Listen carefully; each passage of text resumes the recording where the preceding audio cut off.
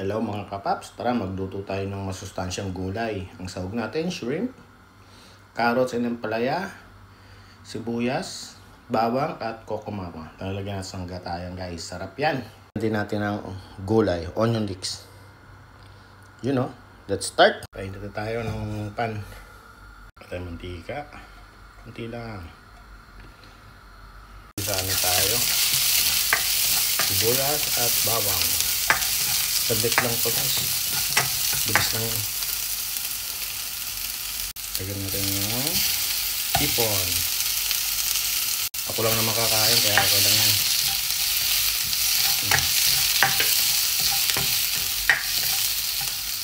Lang kakain kaya ako lang yan. Bilis lang to. Gagataan lang natin yan guys. Lagyan natin ang carrot ang ampalaya natin. Sarap, bango ng hipon.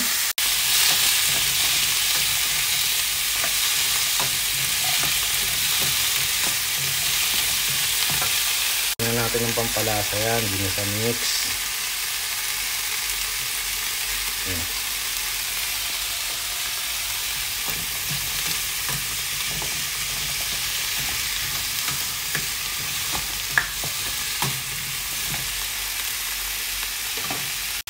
Minta. Lagyan na natin si kokomama. Ayan o. Sarap yan. Lagyan natin ng patis. Para mas lalong luminamnam guys. Magpapasarap dyan. Roasted bawang. Sarap.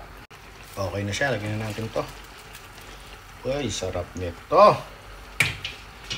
Mekos. Magrini. Sarap ito guys. Try nyo itong lupon to. Paraming kain nyo.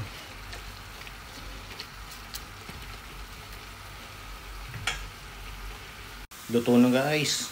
Diba? Ganyan ka sa dali. Sarap nyan guys. Oh. Sustansya. Don't forget to like and follow guys ha. Piu. Sarap nito guys. Paparami kain natin. May hipon pa oh. Yan oh. Bye bye. Yum. Homemade siomai with chili garlic and pamalakas ang gulay.